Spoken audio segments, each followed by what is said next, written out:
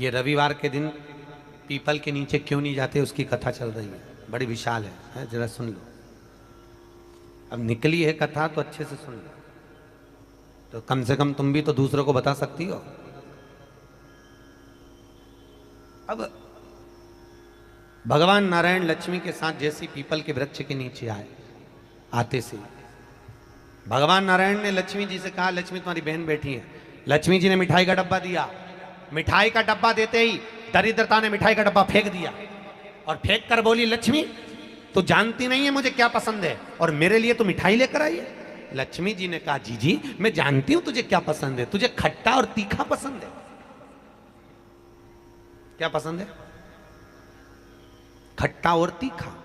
मैं जानती हूं तुझे खट्टा और तीखा पसंद है, पर मैंने सोचा तेरी शादी हो गई है, शादी होने के बाद तो तुझे मीठा पसंद आएगा। तो इतने में दरिद्रता बोली, अरे लक्ष्मी तूने मेरा अपमान करा है, मेरे लिए मिठाई लेकर आई है, लाना था तो मेरे लिए खट्टा और तीखा लेकर आना था। लक्ष्मी जी बोली, जी मेरे को मीठा पसंद है इसलिए मीठा लिया, तेरे को खट्टा तीखा पसंद है मुझे मालूम नहीं था, नहीं तो मैं लेकर आती, मुझे क्या मालूम था, मिलाती। आज भी हमारे यहां ध्यान देना, बेटी की विदाई में 4 चीजें नहीं दी जाती। कितनी चीज नहीं देते? 4। पहली झाड़ू। क्या? झाड़ू बेटी की विदाई में कभी नहीं देते। दूसरे नंबर पर सुई, बेटी की विदाई में कभी नहीं देते। तीसरे नंबर पर चलनी। क्या बोलते हो? चलनी बोलते हो ना, आटा छानने वाली चलनी, बेटी की विदाई में नहीं दी जाती। चौथे नंबर पर अचार की बरनी, बेटी की विदाई में नहीं दी जाती।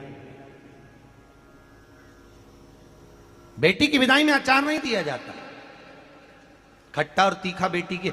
और जिस घर में मायके से बेटी की विदाई में अचार दिया जाता है, उस घर में बेटी कभी सुखी नहीं रह सकती। लिख के रख ले, उसको कुछ ना कुछ तकलीफ रहेगी। कभी सास, कभी ननन, कभी पति, कभी कोई उसको ताने देता ही रहेगा, वो सुखी नहीं रह सकती। अगर घर में किसी से सुखी रहेगी तो शरीर से सुखी नहीं रहेगी। अगर मायके से अचार बेटी की विदाई में दिया गया है तो। अब कई बेटियों का तो बड़ा शौक रहता है, क्योंकि बेटियों के जो ससुर होते हैं ना, ये लोग बड़े होशियार होते हैं। ये कहते हैं, बेटा तेरी माँ के हाथ का अचार अच्छा लगता है, जरा बनवा के लिया। अब इन मूर्खों को समझाए कौन कि अचार तो खा लोगे, पर बापड़ो पचाओगे कैसे? खाना सरल है, पचाना कठिन। नहीं दिया जाता। आपने देखा है दरवाजे के ऊपर दुकान पर नींबू और मिर्ची टंगे रहते हैं। किस किस के यहाँ देखा है? देखा है किसी ने कि नहीं देखा है? हाथ तो उठाओ, सबने देखा है। दरवाजे पर नींबू मिर्ची टंगा रहता है। क्यों टंगा रहता है? कई लोग कहते हैं नजर से बचाता है, कई लोग कहते हैं हाय से बचाता है। हाय नजर से नहीं। विष्णु पुराण की कथा और शिव महापुराण वर्णन कर रही है, नींबू मिर्ची दरवाजे पर इसलिए टांगा जाता है क्योंकि लक्ष्मी और दरिद्रता, ये दोनों बहनों प्रतिदिन हर एक व्यक्ति के घर में आना चाहती है। लक्ष्मी और दरिद्रता दोनों घूमने निकलती है, रोज निकलती है घूमने के लिए, और रोज सबके घर में आती है, प्रतिदिन आती है। बस अंतर इतना है कि दरवाजे पर नींबू और मिर्ची टांग देने से दरिद्रता अंदर नहीं जाती, बाहर की बाहर खाकर भाग जाती है, और मिठाई फ्रिज में रखी जाती है जिससे लक्ष्मी घर के अंदर पहुंच जाती है। हमारे यहाँ मीठा अंदर रखा जाता है जिससे लक्ष्मी अंदर आए, और नींबू मिर्ची बाहर इसलिए रखा जाता है कि दरिद्रता खाकर बाहर की बाहर चली जाए, हमारे घर में दरिद्रता ना आए, दरिद्रता प्रवेश ना करे। खट्टा और तीखा बाहर। इसलिए महाराज घर में नींबू और मिर्ची इन दोनों को अलग अलग डलिया में रखते हैं। फ्रिज में भी रखेंगे तो नींबू ऊपर रख देंगे तो मिर्ची नीचे रखेंगे, एक साथ नहीं रखते।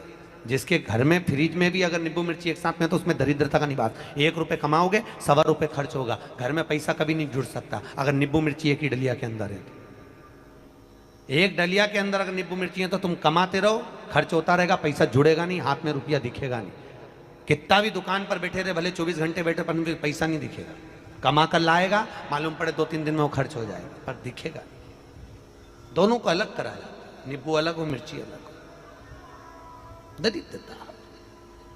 महाराज दुसा मुनि दुर्वासा जी से पूछते हैं, इसको कहां लेकर जाऊं, मेरी पत्नी को कहां ले जाऊं, ये दरिद्रता जाए तो जाए कहां, इस दरिद्रता को कहां लेकर जाऊं, कहां रखूं इसको। इतने में दुर्वासा जी ने कहा, सुन दुसा मुनि, अपनी पत्नी दरिद्रता को अगर कहीं लेकर जाना है तो जो नारी, जो स्त्री शाम के समय पर चोटी करती हो, झाड़ू लगाती हो, या जो स्त्री करती हो, झाड़ू लगाती हो, या जो स्त्री दोपहर में सोती हो, उसके घर में इस दरिद्रता को लेके प्रवेश कर जाना।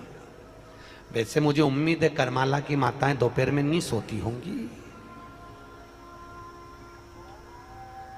जो दिन में सोती हो, जिसके यहां रात में बर्तन झूठे पड़े रहते हो, जिसके यहां रात्रि में बर्तन झूठे पड़े हो, उसके घर में इसको लेकर प्रवेश कर जाए। प्रवेश दरिद्र। महाराज भगवान विष्णु ने दरिद्रता देवी को देखकर कहा, अरे ओ दरिद्रता देवी, लक्ष्मी जी की बड़ी बहन ज्येष्ठा, आप पीपल के वृक्ष के नीचे बैठी हो, इस पीपल के पेड़ के नीचे हम लक्ष्मी जी के साथ शनिवार के दिन आपसे मिलने के लिए आए हैं। शनिवार के दिन जो पीपल के वृक्ष के नीचे दिया लगाएगा, उसके घर में कभी संपदा की कमी नहीं होगी। सारे दिन पीपल के वृक्ष के नीचे हमारा निवास होगा।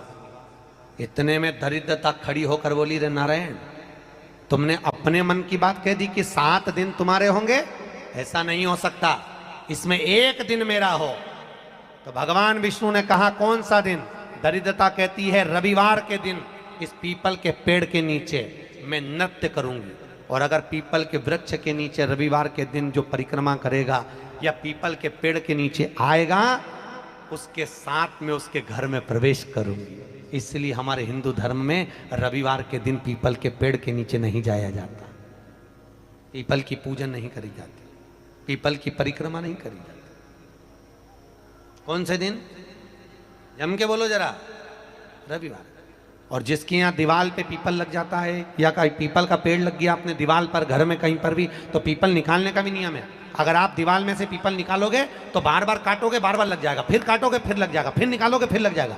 दीवार में पीपल लगता ही रहता है। अगर दीवार के पीपल को निकालना है तो नींबू और मिर्ची, इन दोनों को 3 घंटे पहले पीपल के पेड़ के नीचे रख दीजिए, और रखने के बाद में फिर पीपल को रविवार के दिन उखाड़कर कहीं दूसरी जगह लगा दीजिए। उसके बाद कभी दीवार में पीपल नहीं लगेगा, कभी भी नहीं लगेगा।